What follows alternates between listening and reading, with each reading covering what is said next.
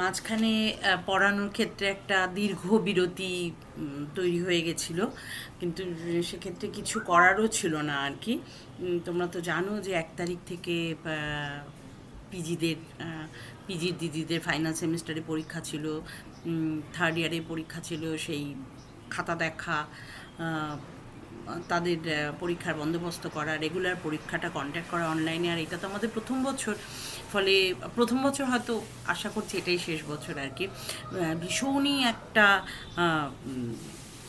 ব্যস্ততার মধ্যে দিয়ে কেটেছে। সেই অবস্থাতে তোমাদের কে পড়ানোটা আমার পক্ষে সম্ভব হয়নি, কারণ যেহেতু গোটা দায়িত্বটা আমার ঘাড়ের উপরেই ছিল আর কি। তো যাই হোক, মোটামুটি এখন অনেকটাই মিটে গেছে, আবার আমরা ফিরে আসি আমাদের পড়ানোতে। আচ্ছা, যে পর্যন্ত আমরা পড়িয়েছিলাম তারপরে আমরা বাগবাজার থিয়েটার এবং শ্যামবাজার থিয়েটার, এই দুটোতে এসে আমরা থেমে গেছিলাম। এবং আমার যদ্দূর মনে আছে সেটা হচ্ছে যে লীলাবতী নাটক পরপর কয়েকটা শনিবার একই মঞ্চে অভিনয় হওয়ার পর এইটা আমরা দেখতে পাচ্ছি যে এটা বন্ধ হয়ে যাচ্ছে, মানে শ্যামবাজার নাট্যমঞ্চ বা বাগবাজার থিয়েটার যাই বলো না কেন সেটা বন্ধ হয়ে গেছে। তারপরে আর আমরা তার কোনো ইতিহাস পাচ্ছি না। এরপরে আমরা আসবো হচ্ছে ন্যাশনাল থিয়েটারে। এখন ন্যাশনাল থিয়েটার থেকেই কিন্তু প্র্যাকটিক্যালি 1872, হ্যাঁ, ন্যাশনাল থিয়েটার থেকে কিন্তু প্র্যাকটিক্যালি বাংলা রঙ্গমঞ্চের ইতিহাসের একটা বিরাট বড় পরিবর্তন সূচিত হচ্ছে, যেটাকে আমরা বলি আর কি ট্রানজিশন পিরিয়ড, অর্থাৎ একটা যুগ শেষ করে আরেকটা যুগে আমরা পদার্পণ করছি, সেই রকম একটা সময় হচ্ছে ন্যাশনাল থিয়েটারের সময়। ফলে এই যে 1872 থেকে বাংলা থিয়েটারের জগতে একটা আলাদা চেহারা আমরা দেখতে পাচ্ছি, এইটা খুব গুরুত্বপূর্ণ একটা জায়গা। এবং অনেক সময় তোমাদের প্রশ্ন আসে ন্যাশনাল থিয়েটারের ইতিহাসটা বলো, কারণ এই ইতিহাসটা পরপর কতগুলো পর্যায়ে চলবে। ফলে বাংলা রঙ্গমঞ্চের ইতিহাস যখন পড়ছি, তখন ন্যাশনাল থিয়েটারের সময়টা একটা গুরুত্বপূর্ণ সময়, ন্যাশনাল থিয়েটারটাও একটা গুরুত্বপূর্ণ বিষয়বস্তু বলে আমার মনে হয় আর কি। ন্যাশনাল থিয়েটার মানে জাতীয় থিয়েটার।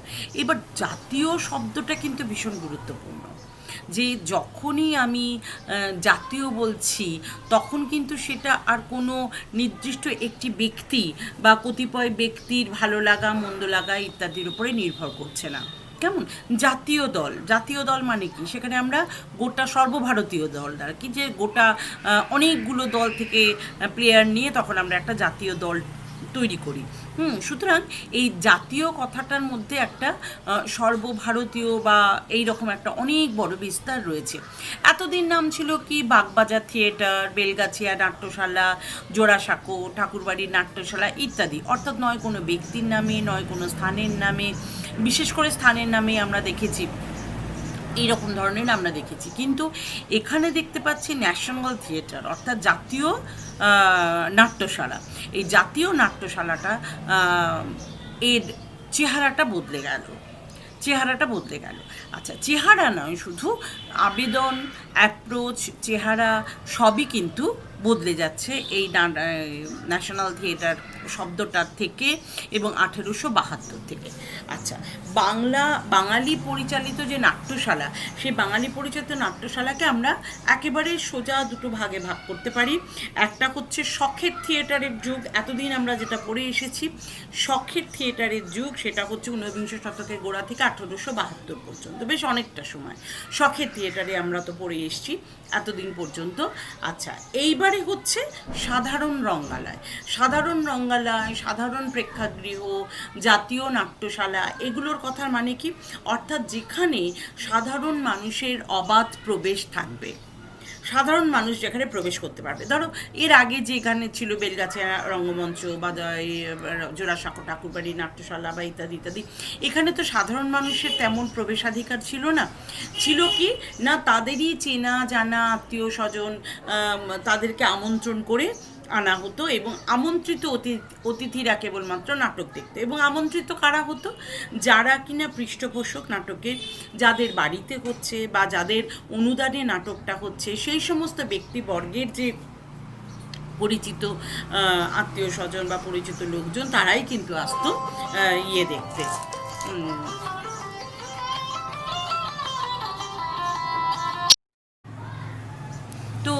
এই রকম একটা জায়গা থেকে আমরা দেখতে পারি যে শখের থিয়েটারের যুগে থিয়েটারের ওপরে নিয়ন্ত্রণটা অনেক বেশি করে ব্যক্তিদের থাকতো, তাদের অভিরুচি, তাদের অনুদান, তাদের পৃষ্ঠপোষকতায় কিন্তু নাটকটা লালিত হতো।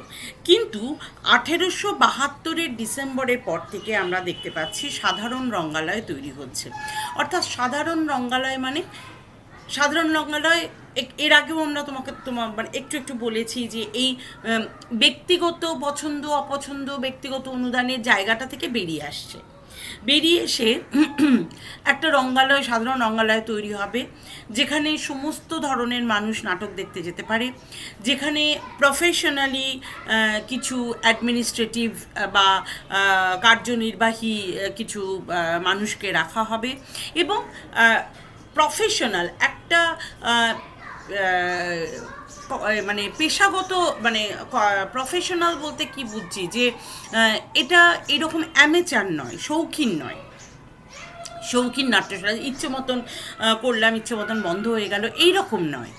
এটাকে একটা ব্যবসায়িক দিক থেকেও বলতে পারো, বা এক ধরনের ওই কমার্শিয়ালাইজ করা, যেখানে অভিনেতা অভিনেত্রীরা অভিনয় করে টাকা পাবে, যেখানে তার সাথে নাটকের সঙ্গে সংশ্লিষ্ট ব্যক্তিরা বেতন পাবে, যেখানে মাইনে করা কর্মচারী রাখা হবে, যেখানে টিকিট বিক্রি হবে, যেখানে মানুষজন, সব ধরনের মানুষজন সেখানে করতে যেতে পারবে, নাটক দেখতে যেতে পারবে, এই রকম। অর্থাৎ সংজ্ঞাটা বদলে যাচ্ছে। শখের থিয়েটারের যুগ থেকে এটা সাধারণ রঙ্গালয়ে চলে আসছে। মাঝখানে হচ্ছে 1872 আগে পর্যন্ত শৌখিন নাটক, শৌখিন নাট্যশালা, আর 1872 পরের থেকে হচ্ছে সাধারণ রঙ্গালয়। আচ্ছা, এই যে সাধারণ রঙ্গালয় তৈরি হচ্ছে, হঠাৎ করে কেন তৈরি হচ্ছে? নিশ্চয়ই তার পেছনে কিছু কারণ আছে।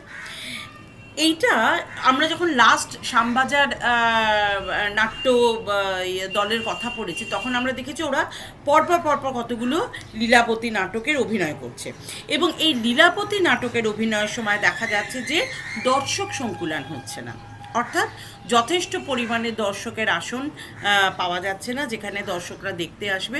অর্থাৎ মানুষের মধ্যে নাটক দেখার প্রবণতা বাড়ছে, কিন্তু সেই অনুযায়ী আসন বৃদ্ধিপ্রাপ্ত হচ্ছে না।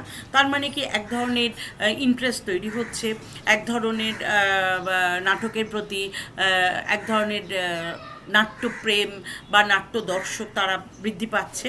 আচ্ছা, 2 নম্বর হচ্ছে যে ইউনিভার্সিটিতে আমরা দেখতে পাচ্ছি শেষকালে এত ভিড় হচ্ছে যে ইউনিভার্সিটির সার্টিফিকেট দেখে তাদেরকে ঢুকতে দিতে হচ্ছে, এবং সেই সময় দেখা গেল যে এত ভিড় হচ্ছে নাটক দেখার জন্য যে তখন কমার্শিয়ালি চিন্তাভাবনা করা হলো, অর্থাৎ বাণিজ্যিকভাবে চিন্তাভাবনা করা হচ্ছে যে তখন টিকিট বিক্রি করা হবে। এবার টিকিট বিক্রি করে যে সেই টাকাটা দিয়েই তো তোমার অভিনেতাদের বেতন দেওয়া যেতে পারে, বা তারা যেখানে কলাকুশলী আছেন তাদেরকে বেতন দেওয়া যেতে পারে, একটা সাধারণ রঙ্গালয় গঠিত হতে পারে। এই রকম নানান, মানে যখনই দেখা যাচ্ছে কমার্শিয়ালি সেটাকে মানে নেওয়া হচ্ছে, তখনই এই ধরনের সাধারণ রঙ্গালয়ের একটা চিন্তাভাবনা তৈরি হচ্ছে। ফলে ওই লীলাবতী অভিনয়ের সময়েই কিন্তু নাট্যশালা প্রতিষ্ঠার সূচনা করা হচ্ছে। তাহলে কি হচ্ছে, এর নাটমঞ্চে একদিন, তার বাড়িতে একদিন, তার বাইরের বাড়িতে একদিন, এইরকমভাবে ঘুরে নাটকটা তৈরি হচ্ছে, কিন্তু স্থায়ী রঙ্গমঞ্চ বলে তেমন কিছু হচ্ছে না। আচ্ছা, 2 নম্বর, সাধারণ রঙ্গালয় হিসেবে প্রতিষ্ঠিত হলেও ব্যবসায়িক কোনো মনোভাব ছিল না। ন্যাশনাল থিয়েটার যখন তৈরি হচ্ছে সাধারণ রঙ্গালয়, প্র্যাকটিক্যালি তার পেছনে যে খুব ব্যবসায়িক একটা মনোভঙ্গি ছিল, যেমন স্টার তৈরি করার সময় যেমন একটা ব্যবসা করবে, পেশাদারিত্ব, একটা পেশাদারি মনোভাব ছিল, কিন্তু সাধারণ রঙ্গালয়ের ক্ষেত্রে কিন্তু সেই ধরনের পেশাদারি বা ব্যবসায়িক মনোভঙ্গি ছিল না। এইটা যেটা ছিল যে ওই কোনো একটি ব্যক্তির একেবারে ব্যক্তিগত যে নিয়ন্ত্রণ, সেই নিয়ন্ত্রণ থেকে বেরিয়ে আসা, এইরকম একটা মনোভাব ছিল। ফলে সাধারণ রঙ্গালয় প্রতিষ্ঠিত হলেও তার পেছনে ব্যবসায়িক কোনো মনোভঙ্গি কিন্তু সেইভাবে কাজ করেনি। 3 নম্বর হচ্ছে উদ্যোক্তারা কারা ছিলেন? উদ্যোক্তা ছিল যারা, তারা মূলত সাধারণ মধ্যবিত্ত গৃহস্থ বাড়ির যুবকরা। সুতরাং তাদের হাতে কিন্তু অঢেল অর্থ ছিল না যে তারা ওই অর্থ দিয়ে তারা করবে, অভিনয় করবে বা দল তৈরি করবে বা কোনো জায়গা ভাড়া নিয়ে তারা অভিনয় করবে। সুতরাং তারা সবাই ছিল গৃহস্থ ঘরের যুবক, তাদের সীমিত আয়, সীমিত ক্ষমতা, অর্থাৎ খুব পরিমিত একটা সীমাবদ্ধতার মধ্যে তারা কিন্তু সাধারণ রঙ্গালয় তৈরি করবার দিকে ধীরে ধীরে এগিয়ে গেল বা রঙ্গালয় প্রতিষ্ঠিত হলো। আচ্ছা, 4 নম্বর হচ্ছে লীলাবতী নাটকটা থেকেই কিন্তু খ্যাতি চারিদিকে ছড়িয়ে পড়লে আমরা দেখছি দর্শকের আসনের অভাবে তারা ফিরে যাচ্ছে। তখন ওই নাট্য দলেরই কয়েকজন প্রস্তাব দেয় যে তাহলে টিকিট বিক্রি করে একটা স্থায়ী নাট্যশালা তৈরি করা যেতে পারে। অর্থাৎ টিকিট বিক্রিটা হচ্ছে নাট্যশালা, একটা স্থায়ী নাট্যশালা তৈরি করবার প্রয়োজনের জন্য। তাহলে এই যে শখের থিয়েটার থেকে সাধারণ রঙ্গালয় প্রতিষ্ঠিত হচ্ছে বা ন্যাশনাল থিয়েটার প্রতিষ্ঠিত হচ্ছে, তার পেছনে মোটামুটি আমরা 4টে যুক্তি দিতে পারি। এক হচ্ছে লীলাবতী অভিনয় যখন হচ্ছে সেই সময়ই নাট্যশালা স্থাপনের একটা প্রপোজাল বা একটা প্রস্তাব দেওয়া হয়েছিল, সূচনা হয়েছিল। 2, সাধারণ রঙ্গালয় হিসেবে রঙ্গালয় প্রতিষ্ঠিত হলেও এর পেছনে কিন্তু কোনো ব্যবসায়িক বা পেশাদারি মনোভঙ্গি ছিল না বা মনোভাব ছিল না। এটা সম্পূর্ণরূপে ছিল ব্যক্তিগত নিয়ন্ত্রণ থেকে নাটককে বার করে নিয়ে এসে স্বাধীনভাবে নাট্য চর্চা করা বা অভিনয় করা। 3 নম্বর হচ্ছে যে উদ্যোক্তারা প্রায়ই সবাই ছিলেন সাধারণ গৃহস্থ ঘরের যুবক, ফলে খুব আড়ম্বর, খুব পয়সা খরচ, খুব ভালো ভালো সিন, খুব জাঁকজমক এইরকম সঙ্গতি বা এইরকম উপায় তাদের কারুরই ছিল না। হ্যাঁ, আচ্ছা। আর 4 নম্বর হচ্ছে যে লীলাবতী নাটকটা অভিনীত হওয়ার সঙ্গে সঙ্গে আমরা দেখতে পেলাম যে নাট্যবোধী দর্শক সংখ্যা যখন বৃদ্ধি পাচ্ছে তখন তাদের আসন সংকুলান করা যাচ্ছে না, তাদেরকে ফিরে যেতে হচ্ছে, বিফল মনোরথ হয়ে ব্যর্থ হয়ে তারা ফিরে যাচ্ছে, নাটক তারা দেখতে পাচ্ছে না। সেই সময়ে এই নাট্য দলেরই মোদী কতিপয় সদস্য তারা প্রস্তাব দিল যে যখন এত দর্শক হচ্ছে তখন টিকিট বিক্রি করে সেই সঞ্চিত অর্থ দিয়ে যদি একটা স্থায়ী রঙ্গমঞ্চ বা একটা স্থায়ী নাট্যশালা তৈরি করা যায়। এই হচ্ছে ন্যাশনাল থিয়েটার প্রতিষ্ঠা করবার পেছনকার একটা ইতিহাস। আচ্ছা, এইবারে ন্যাশনাল থিয়েটারের যে নামকরণ, ন্যাশনাল থিয়েটার বা জাতীয় রঙ্গমঞ্চ, এই নামকরণের পেছনে একটা ভালো ইতিহাস আছে, একটা খুব ইন্টারেস্টিং ইতিহাস রয়েছে। মানে লীলাবতী নাটকের পর আমরা দেখতে পাচ্ছি নীলদর্পণের অভিনয় মহলা হচ্ছে। নীলদর্পণ কার লেখা? দীনবন্ধু মিত্রের লেখা নীলদর্পণ। এবং যে সময় নীলদর্পণ লেখা হচ্ছে সেই সময় এই নাটকটা অত্যন্ত জনপ্রিয় এবং অত্যন্ত যুগোপযোগী একটা নাটক, এবং ধরেই নেওয়া হয় যে এই নাটকটা অত্যন্ত জনপ্রিয় হবে। লীলাবতী নাটকের পর যখন নীলদর্পণ নাটকের রিহার্সাল চলছে সেই সময় টিকিট বিক্রি ও স্থায়ী রঙ্গমঞ্চ প্রতিষ্ঠার একটা প্রস্তাব করা হয় সেই মহলা ঘরে, যখন নীলদর্পণের রিহার্সাল চলছে যে টিকিট বিক্রি করে স্থায়ী রঙ্গমঞ্চ তৈরি করা হোক।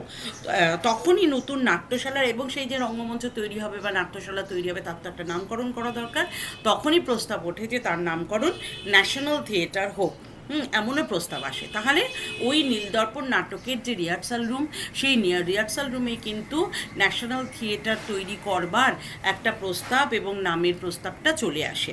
যেই মুহূর্তে এই নামটা আসে ন্যাশনাল থিয়েটার, অর্থাৎ জাতীয় নাট্যশালা, জাতীয় শব্দটা দেওয়ার সঙ্গে সঙ্গেই বোঝা যাচ্ছে যে তার প্রেক্ষাপট, তার কনসিকুয়েন্সেস এবং তার ইতিহাসটাও একটা বদলের দিকে চলে যাচ্ছে। ন্যাশনাল মানে জাতীয় বা সর্বভারতীয় এরকম ধরনের একটা।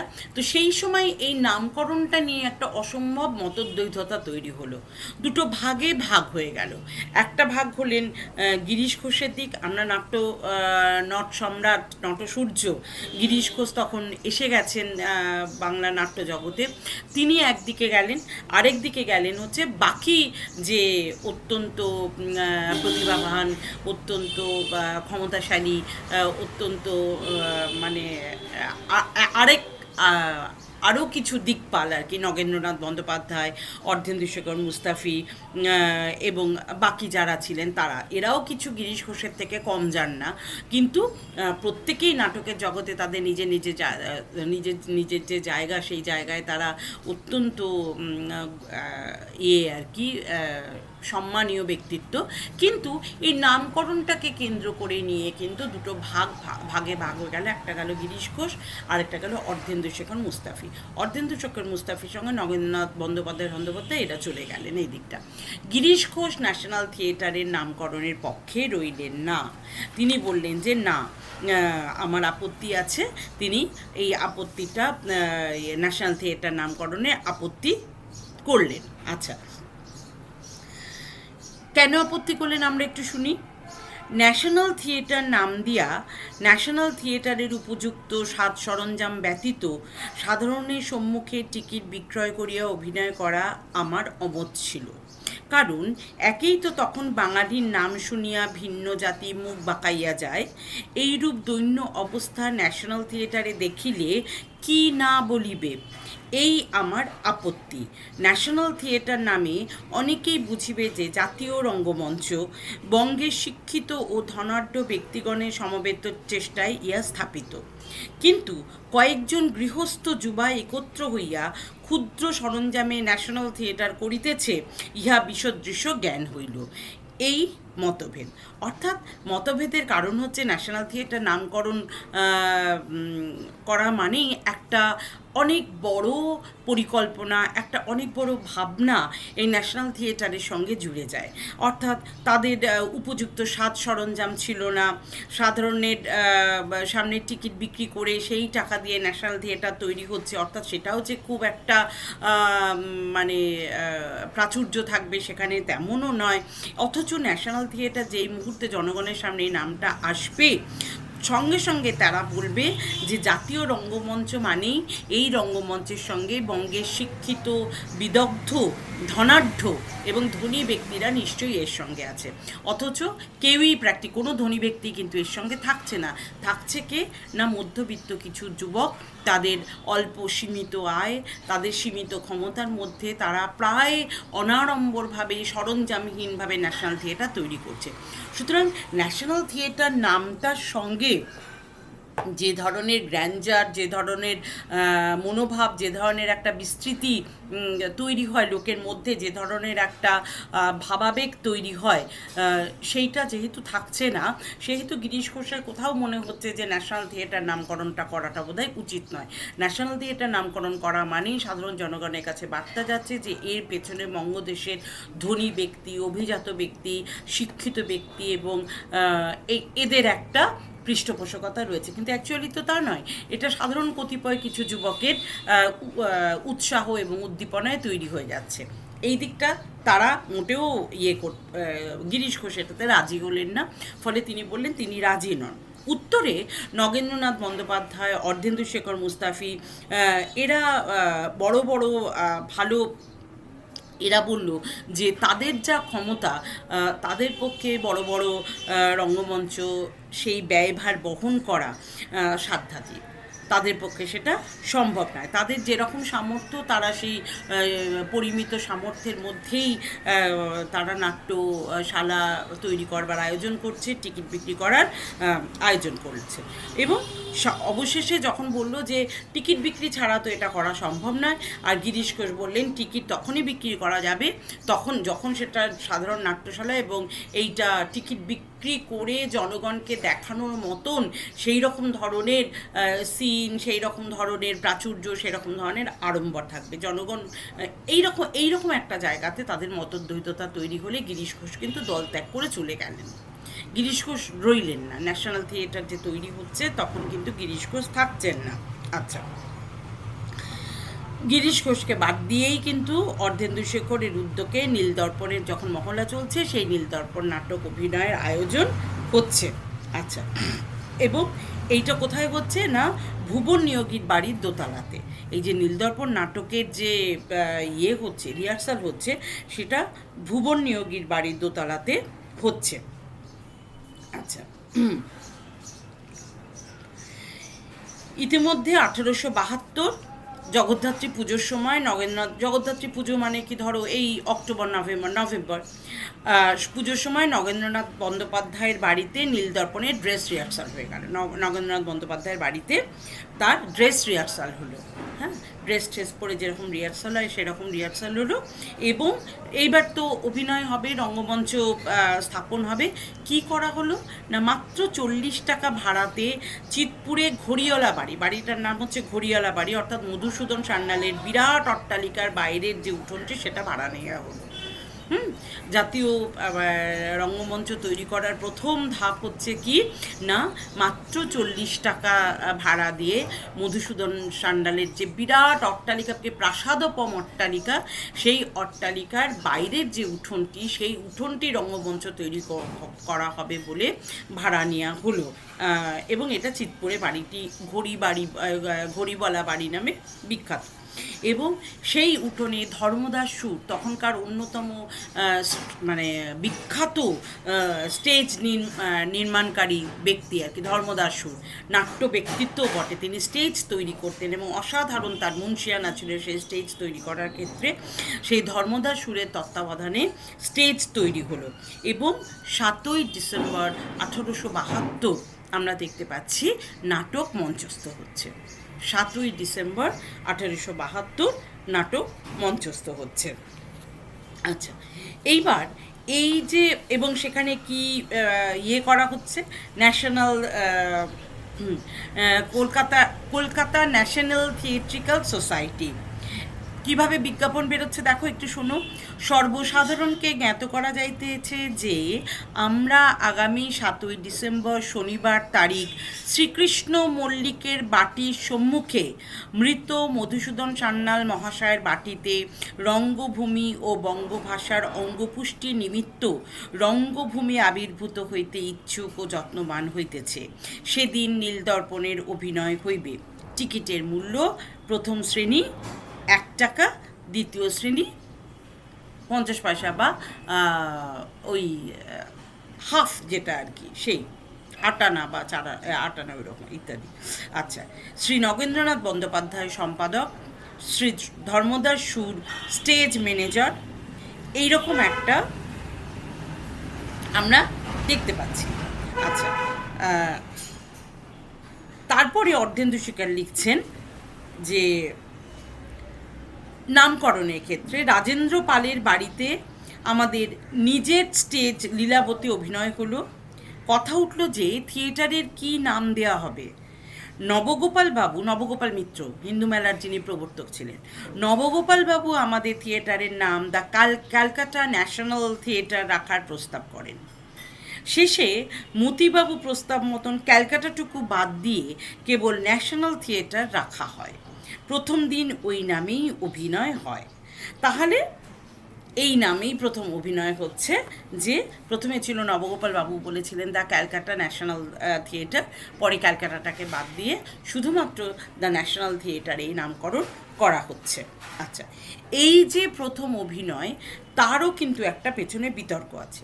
গিরিশ ঘোষ এবং অর্ধেন্দু শেখর এর সঙ্গে প্রথম থেকেই একটা নীতিগত ছিল, একটা বিরোধ ছিল।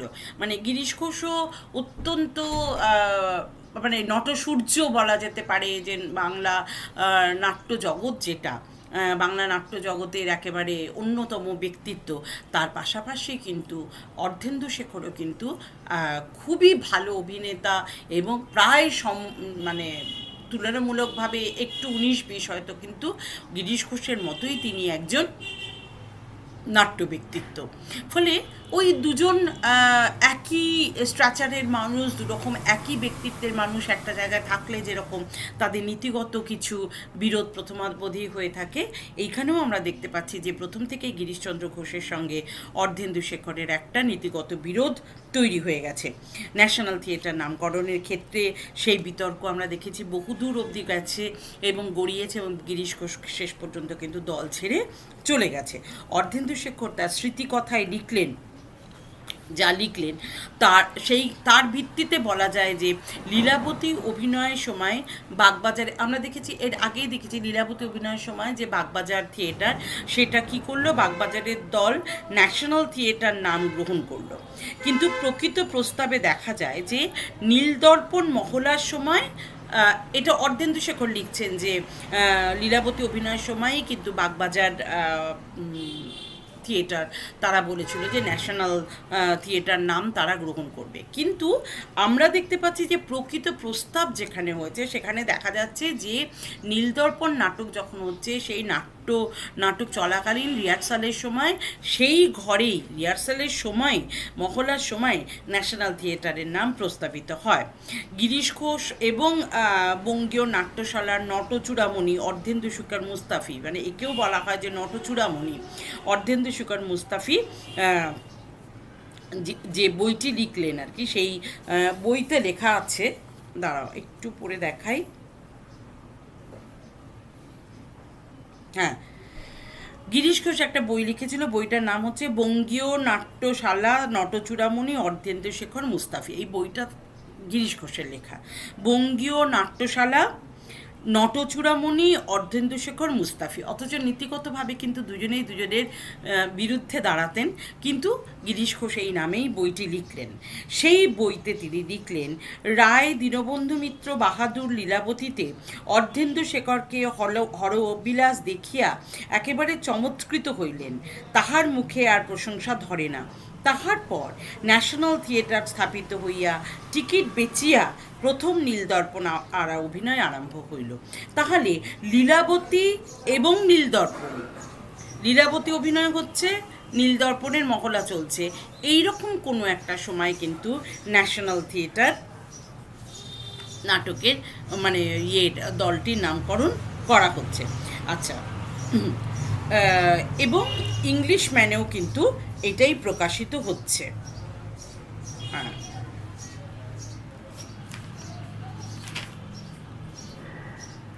হ্যাঁ, ইংলিশ মানেও প্রকাশিত হচ্ছে, একই কথা প্রকাশিত হচ্ছে কি না, a few native gentleman residents of Bagbazar have established a theatrical society named the Calcutta national theatrical society, their object being to improve the stage as also to encourage native youths in the composition of new Bengali dramas from the proceeds of sales of tickets.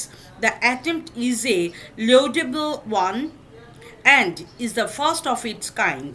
The first public performance is to take place on the 7th proximo of the premises of the late Babu Madhusudan Sanyal, upper Chitpur road.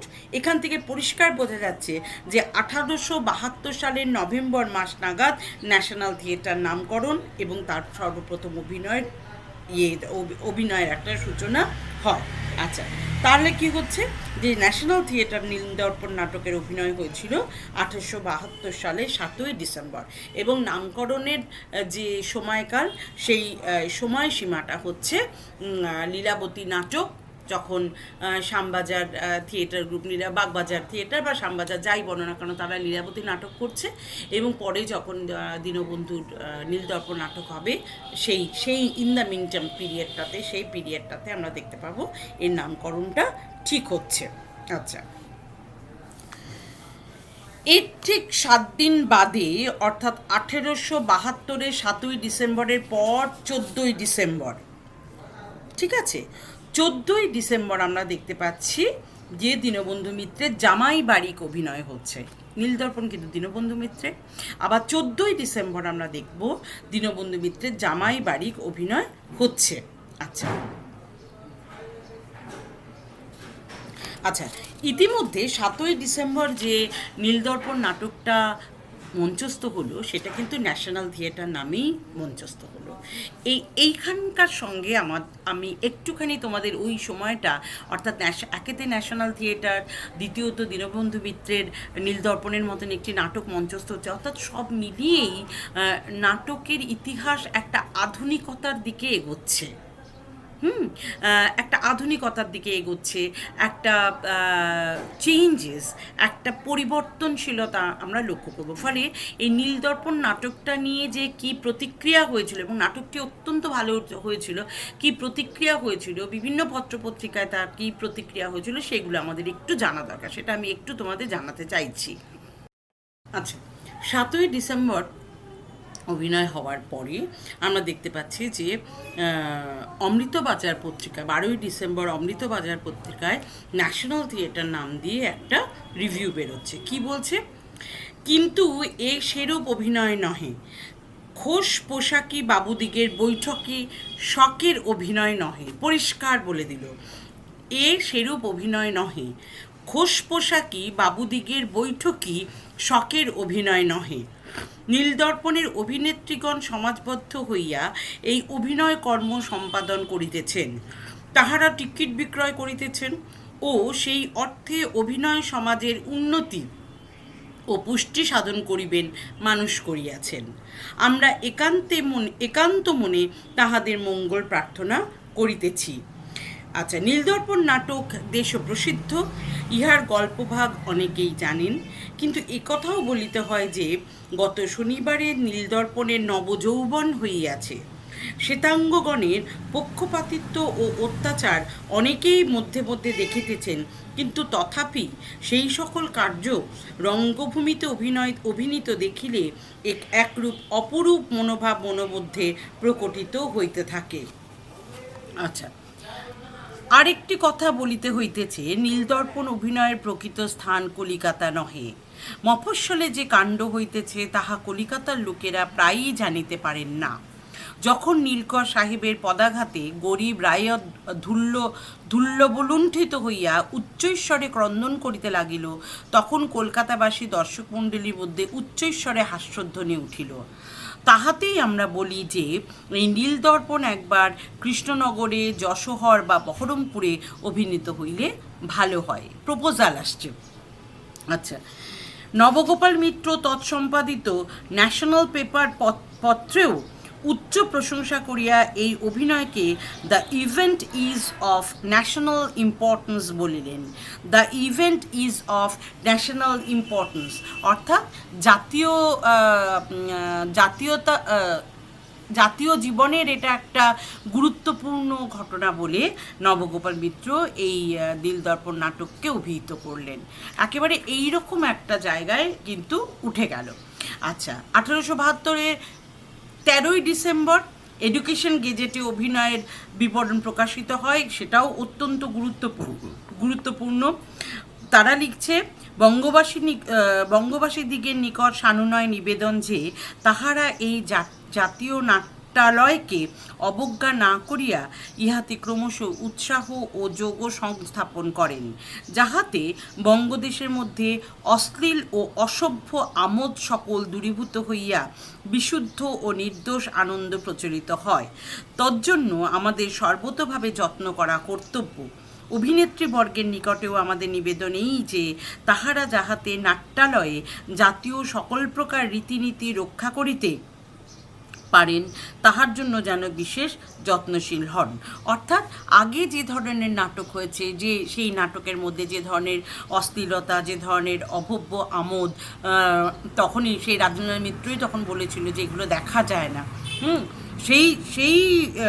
সেইটাকে এখানে উল্লেখ করে বলেছে যে সেগুলো দূর করে যাতে একটা বিশুদ্ধ নির্দোষ আনন্দ জনগণকে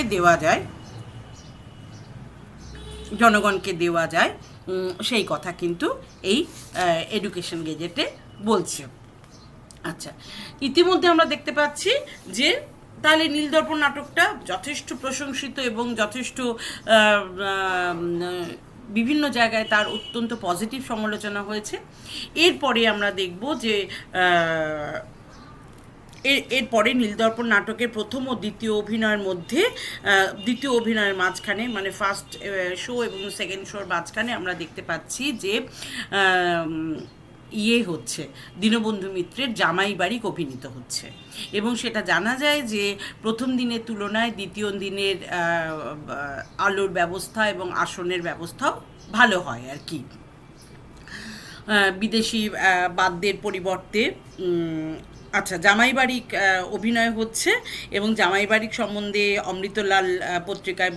অমৃতবাজার পত্রিকায় বলছে জামাইবাড়ি ন্যাশনাল থিয়েটারে নীলদর্পণ অভিনয় দেখিয়া আমরা যেমন ক্রন্দন করি, গত শনিবারে জামাইবাড়ি দেখিয়া তেমন হাসিয়াছিলাম। অর্থাৎ নীলদর্পণ যেমন একটা বিয়োগান্তক নাটক হয়ে গেল, সেটাতেও যেমন সাকসেসফুল হলো, জামাই বাড়িকের মতো নাটকটা আবার অত্যন্ত মজার একটা কৌতুককর নাটক রয়েছে জামাই বাড়িক আর কি, প্রহসন, যার জন্য বলছে যে গত শনিবারের জামাই বাড়িক দেখিয়া তেমনি হাসিয়াছিলাম। এবারকার অভিনেত্রীগণ এক বিশেষ বিশেষ, সকলের বিশেষত পদ্মলোচন, বগলা ও বিন্দুর অংশ বড় অপূর্ব হইয়াছিল।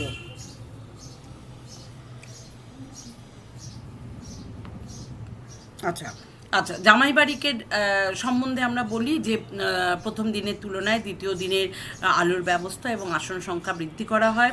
বিদেশি বাদ্যের পরিবর্তে তখন লখনৌয়ের বাদকদের দেশি বাজনার ব্যবস্থা করা হয়, বিদেশি বাদ্যকে তখন রাখা হচ্ছে না। 3, রঙ্গমঞ্চের পেরিফেরির মধ্যে ধূমপান নিষিদ্ধ করা হয়। আচ্ছা, 4 নম্বর, রঙ্গমঞ্চ পরিচালনার জন্য ম্যানেজিং কমিটি নিযুক্ত করা হয়।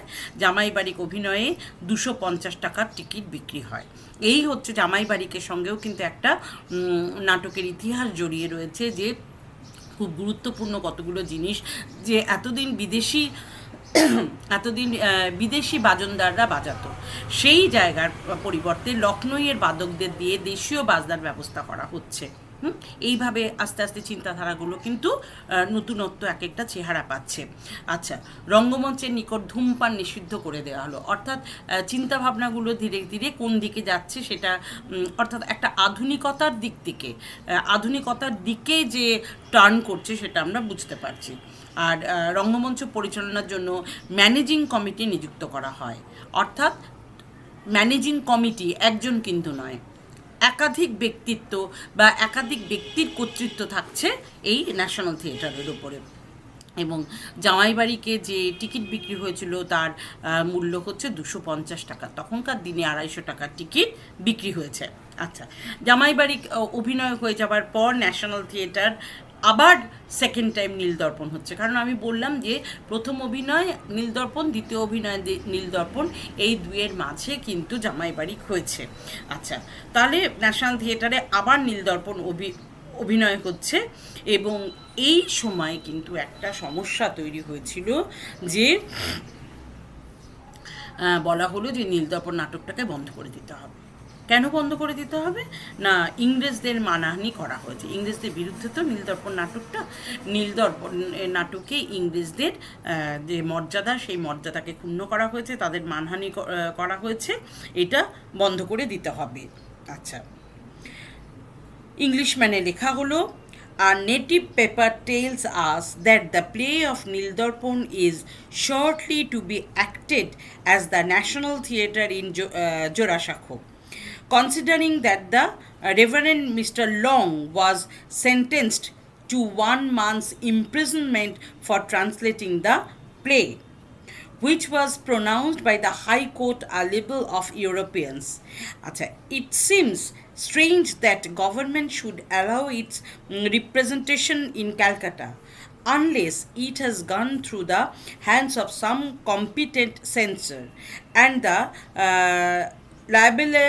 libellous parts been exercised. এইরকমভাবে যখন অভিযোগ আনা হচ্ছে, তখন নীলদর্পণ নাটকের উদ্দেশ্যে বলা হচ্ছে যে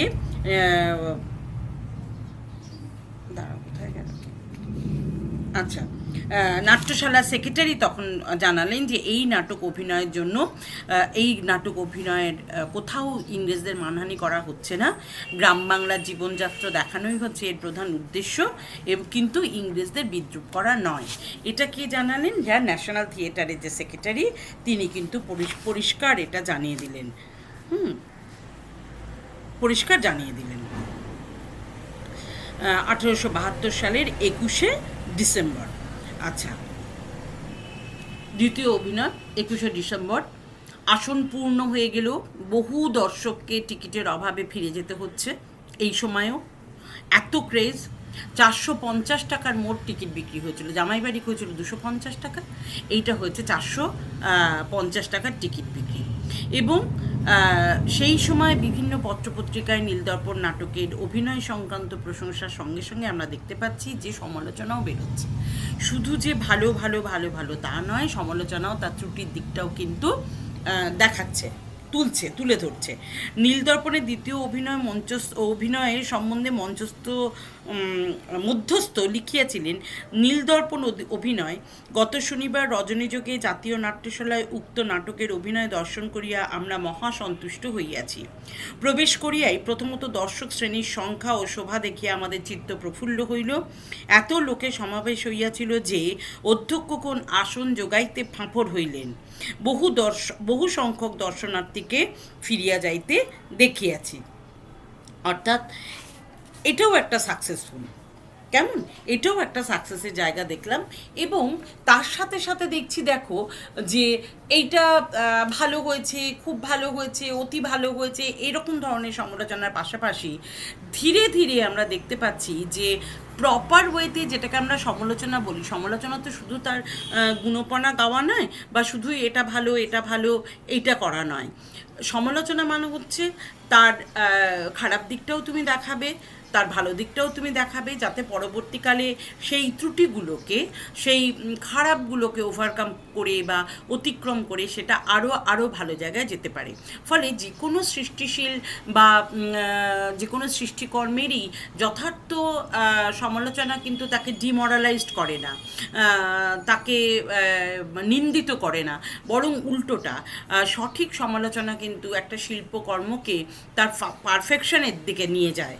হ্যাঁ, সেটা আরও বেশি উন্নতির দিকে, আরও বেশি সৌকর্যের দিকে তাকে ঠেলে দেয়। ফলে হচ্ছে কি, এই সময় সমালোচনাও কিন্তু আসছে, সেখানে বিদ্রূপ আছে, সেখানে শ্লেষ আছে, সেখানে যথার্থ আলোচনা বা সমালোচনাও আছে। কিন্তু সেই জায়গাটাতেও দেখলাম আমরা যে বিদ্রূপপূর্ণ পত্র যথেষ্ট প্রকাশিত হচ্ছে বিভিন্ন পত্রপত্রিকায়। এমনকি ইংলিশম্যান পত্রিকাতেই আমরা দেখতে পাচ্ছি যে একটা বিরূপ এবং বিদ্রূপাত্মক সমালোচনা তৈরি হয়েছিল। মনে করা হচ্ছে যে এই সময় পত্রগুলোর, এবং একটা সময় দেখা গেল যে বড্ড বেশি শ্লেষাত্মক, বড্ড বেশি তীর্যক আসছে, মন্তব্য আসছে, এবং তখন যেটা মনে করা হয় আর কি, যে এই ধরনের পত্রগুলোর রচয়িতা ছিলেন স্বয়ং গিরিশ ঘোষ। কারণ গিরিশ ঘোষ তো ওই ন্যাশনাল থিয়েটার নামকরণ নিয়ে অর্ধেন্দু শেখরের সঙ্গে তার যখন মতবিরোধ হলো, উনি তো দল ছেড়ে চলে গেলেন। ফলে হলো কি, ন্যাশনাল থিয়েটার নীলদর্পণ এবং জামাইবাড়ি এই দুটো নাটকের এত স্তুতি, এত রমরমা, এত জনপ্রিয়তা তাকে কোথাও মানে তার শান্তি বিঘ্নিত করলো, তাকে কোথাও ঈর্ষান্বিত করে তুললো। ফলে হলো কি, যে গিরিশ ঘোষ কিন্তু সেই সময় বিভিন্ন পত্রপত্রিকাতে এই ন্যাশনাল থিয়েটারের যে নাটক, সেই নাটকের বিরূপ সমালোচনা করতে শুরু করলেন। শুধু বিরূপ সমালোচনা নয়, অত্যন্ত তীর্যক এবং অত্যন্ত শ্লেষের সঙ্গে সেই সমালোচনাগুলো প্রকাশিত হতে শুরু করলো। আচ্ছা, এই মানে ন্যাচারালি যে দল তিনি একদা ত্যাগ করেছেন, সেই দলই যখন এখন খ্যাতির শীর্ষে বা মানে প্রশংসা অর্জন করছে, তখন তাকে হেয় প্রতিপন্ন করে দেখানোর একটা প্রবণতা গিরিশ ঘোষের মতন এইরকম একজন বিরাট মাপের নটসূর্য সেই প্রবণতার বাইরে কিন্তু যেতে পারেননি। এবং তিনি প্রথম যে পত্রটি লিখলেন নিউজ পেপারে, তাতে তিনি বললেন যে এই অভিনয়ের দ্বারা যুবক এবং বালকদের নৈতিক চরিত্রের হানি ঘটতে পারে। এই নীলদর্পণ এবং জামাইবাড়ি, বিশেষ করে জামাইবাড়ি নাটকটির যে অভিনয়, সেই অভিনয়ের দ্বারা যুবক এবং বালকদের নৈতিক চরিত্রের অবনতি ঘটতে পারে। অথচ এহেন গিরিশ ঘোষই কিন্তু পতিতাপল্লী থেকে একসময় অনেক নামি দামি অভিনেত্রীকে তিনি সংগ্রহ করে নিয়ে এসেছিলেন। সেই রকম উদার মনস্ক ব্যক্তি যে কী করে এইরকম ধরনের মনোভাব প্রকাশ করতে পারলেন, এটা একটা আশ্চর্যের ব্যাপার। যাই হোক, এটাই নিয়ে করেছিলেন। আচ্ছা, এইবারে নীলদর্পণের যে দ্বিতীয় অভিনয় হয়ে গেল, দ্বিতীয় অভিনয় 21শে ডিসেম্বর হয়ে গেল। দ্বিতীয় অভিনয়ের পরে ন্যাশনাল থিয়েটারে সধবার একাদশী অভিনীত হচ্ছে। সেই দীনবন্ধু মিত্র। একটা জিনিস মাথায় রাখবে যে তখনও কিন্তু রঙ্গমঞ্চে অভিনীত হবার মতন যথেষ্ট অভিনয় উপযোগী নাটক আমাদের হাতে নেই। মধুসূদন কয়েকটি লিখে গেছেন এবং তারপরে দীনবন্ধু মিত্র লিখছেন। ফলে সেই সময় সামাজিক নাটক যেগুলো, যেটা সমাজের সমস্যাকে তুলে ধরছে জনসাধারণের কাছে, এবং সেই তুলে ধরার মধ্যে দিয়ে তারা কিছু শিক্ষাও পাচ্ছে, জনগণ তাদের কিছু নৈতিক শিক্ষাও তারা পাচ্ছে, বিশেষ করে প্রহসনগুলোর মধ্যে দিয়ে। প্রহসনগুলো মূলত তো শতবার একাদশী, জামাই বাড়ি, এগুলো মূলত সমাজের যে কুপ্রথা, সেই কুপ্রথাকে অবলম্বন করে সমাজের যে বিষিয়ে যাওয়া দিকটা, সেই বিষিয়ে যাওয়া যে জঘন্য কালো দিকটা, সেই দিকটাকে মূলত তুলে ধরে এবং এই নাটকের মধ্যে দিয়ে জনগণের মধ্যে, জনগণের কাছে পৌঁছে সেই সমাজের সেই ক্লেদাক্ত দিকটা তুলে ধরাই হচ্ছে এই নাটকগুলোর প্রধান উদ্দেশ্য। ফলে এই যে দীনবন্ধু মিত্রের লেখা যে নাটকগুলো, সেই নাটকগুলোর মধ্যে বাস্তবতা এবং সমাজ বাস্তবতা এবং সাধারণ মানুষ এমনভাবে এসেছে যে সেই নাটকগুলোর গ্রহণযোগ্যতা জনগণের মধ্যে অনেক অনেক বেশি। ফলে বারবার করে আমাদেরকে সেই সময়ে দীনবন্ধু মিত্রের কাছে ছুটে যেতে হয়েছে তার নাটকগুলোর জন্য। ফলে নীলদর্পণ নাটকের দ্বিতীয়বার অভিনয়ের পরে সধবার একাদশী অভিনয় হয়। এই প্রথম উপযুক্ত লোকের দ্বারা ভালো নাটক লেখানোর ইচ্ছে তখন প্রকাশ করা হয়। যখন দেখা গেল পরপর দীনবন্ধুর নাটক মঞ্চস্থ হচ্ছে, তখন একটা তারা ইচ্ছা প্রকাশ করলো যে এইবারে উপযুক্ত একজন নাট্যকারকে দিয়ে নাটক লেখাতে হবে, কারণ নীলদর্পণ, জামাইবাড়ি এবং শতবার একাদশী সবই দীনবন্ধু মিত্রের লেখা। আচ্ছা, 4 জানুয়ারি 1873 এই পরের সপ্তাহে ন্যাশনাল থিয়েটারে দীনবন্ধুর নবীন তপস্বিনী অভিনয় করে। আবার সেই দীনবন্ধু মিত্র নবীন তপস্বিনী অভিনয় করে। এই নবীন তপস্বিনীর সময় আবার আরেকটা নতুনত্ব আমরা দেখতে পাই। আবার আরেকটা নতুনত্ব কি না, নিশ্চয়ই আমি যখন পড়াচ্ছি তখন তো তোমরা বুঝতে পারছো যে দেখো 1872-এর 12ই ডিসেম্বর, 21শে ডিসেম্বর, তারপরে 11ই জানুয়ারি, মাঝখানে তো 10 দিন, 12 দিন, 15 দিনের বেশি গ্যাপ নয়। কিন্তু এত নতুন নাটক মঞ্চস্থ করা তো সম্ভব নয়। কেমন? কারণ নাটকের ডায়লগ মুখস্থ করতে হয়, সেই একই অভিনেতা অভিনেত্রীরা অভিনয় করছে। সুতরাং এই মাত্র 10 দিন 12 দিনের মধ্যে এরকম বড় বড় নাটকগুলো তারা তা কী করে তুলছে। নবীন তপস্বিনীর সময় দেখা গেল যে প্রথম প্রম্পটার রাখার ব্যবস্থা করা হলো। প্রম্পট করা অর্থাৎ নাটকটা মোটামুটি জানলেই হবে, প্রম্পটার উইংসের বাইরে বসে বইটা হাতে নিয়ে তিনি প্রম্পট করবেন এবং সেইটা শুনে শুনে নাটক অভিনয় হবে। কারণ এত ভ্যারাইটি অফ ড্রামা, এত নাটকের এত বৈচিত্র্য একজন অভিনেতা বা অভিনেত্রীর পক্ষে এতগুলো মাথায় রেখে 10 দিন অন্তর অন্তর বা 12 দিন অন্তর অন্তর এক একটা নাটক মঞ্চস্থ করা তো সম্ভব নয়। ফলে অল্টারনেটিভ ব্যবস্থা হিসেবে বা সমান্তরাল একটা ব্যবস্থা তৈরি হলো, যেটা পরিবর্তিত ব্যবস্থা করা হলো। এইটা যে তখন থেকে নবীন তপস্বিনী থেকে আমরা দেখতে পাচ্ছি প্রম্পটার রাখার ব্যবস্থা করা হচ্ছে। 11ই জানুয়ারি 1873, আচ্ছা এইটা হয়ে গেল 4 জানুয়ারি এই নবীন তপস্বিনী। তারপরে 11ই জানুয়ারি 1873 আবার লীলাবতী নাটক মঞ্চস্থ করা হলো। এখন থেকে মানে কেবলমাত্র শুধু শনিবার করে নাটকটা হচ্ছিল, সপ্তাহে একদিন করে। কিন্তু এত নাটকের ক্রেজ দেখে, এত উন্মাদনা দেখে, নাটকের এত জনপ্রিয়তা দেখে সপ্তাহে 2 দিন করে দেওয়া হলো। শনি এবং বুধ এবং শনি সপ্তাহে এই 2 দিন নাটক মঞ্চস্থ হবে বলে স্থির হলো। প্রথম বুধবার, শনিবার করে তো হচ্ছিল, প্রথম বুধবার হচ্ছে 15ই জানুয়ারি পড়লো, মঞ্চস্থ হলো দীনবন্ধু মিত্রের বিয়ে পাগলা বুড়ো। তাহলে সবই দীনবন্ধু, সধবার এই নীলদর্পণ বলো, জামাই বাড়ি বলো, সধবার একাদশী, নবীন তপস্বিনী এবং বিয়ে পাগলা বুড়ো। বিয়ে পাগলা বুড়ো। এবং এই যে মঞ্চটা করা হলো, ইউরোপীয় রঙ্গভূমির অনুকরণে কয়েকটি প্যান্টোমাইম তৈরি করা হলো। মাইম হলো মানে কথা না বলে ওটাকে অভিনয় করা হয়। তো হোয়াট ইজ প্যান্টোমাইম, এইটা তো আমি আলাদা করে তোমাদের একদিনকে জানিয়ে দেবো যে হোয়াট ইজ প্যান্টোমাইম বলতে কী বোঝায়। এখন এটা পড়াতে গেলে এগুলো আর ঘেটে যাবে, হবে না। আচ্ছা, তাহলে মজাটা হচ্ছে কি, একটা নাটক, কারণ এই যে জামাই বাড়ি, সধবার একাদশী, নবীন তপস্বিনী, বিয়ে পাগলা বুড়ো, এগুলো তো সব ছোট ছোট নাটক, তো ফুল লেন্থ নাটক তো নয়, ছোট ছোট নাটক। ফলে হাতে যখন সময় থাকছে তখন কতগুলো একাধিক প্যান্টোমাইম তৈরি করা হচ্ছে। এই প্রথম প্যান্টোমাইম মঞ্চস্থ করা হচ্ছে, যেমন কুবজার কুঘটন, নববিদ্যালয়, মুস্তাফি সাহেবের তামাশা এবং পরিস্থান। প্যান্টোমাইম, ছোটো ছোটো ছোটো ছোটো প্যান্টোমাইম, কুবজার কুঘটন, নববিদ্যালয়, মুস্তাফি সাহেবের তামাশা এবং পরিস্থান। এবং নববিদ্যালয় যেটা, এর রচয়িতা ছিলেন স্বয়ং অমৃতলাল বসু। আচ্ছা, এরপরে আবার বিয়ে পাগলা বুড়ো হচ্ছে, তারপর দ্বিতীয়বার নবীন তপস্বিনী হচ্ছে 18ই জানুয়ারি, এবং তার সঙ্গে হচ্ছে, তারপরে হচ্ছে রামনারায়ণ তর্করত্নের যেমন কর্ম তেমনি ফল বলে বিজ্ঞাপন দেওয়া হলো। এই এক নাগারে আমরা দেখতে পাচ্ছি দীনবন্ধু মিত্রের নাটকের অভিনয় হতে হতে এই প্রথম একটা ব্রেক পাওয়া গেল, যে নবীন তপস্বিনী হচ্ছে, এই রামনারায়ণ তর্করত্নের যেমন কর্ম তেমনি ফল হচ্ছে। আচ্ছা, বিজ্ঞাপনটা দেওয়ার পরেই কিন্তু একটা ভয়ঙ্কর বিবাদ শুরু হলো। ন্যাশনাল থিয়েটারের সচিব এবং অর্থ সচিবের মধ্যে একটা প্রচণ্ড গণ্ডগোল শুরু হয়ে গেল।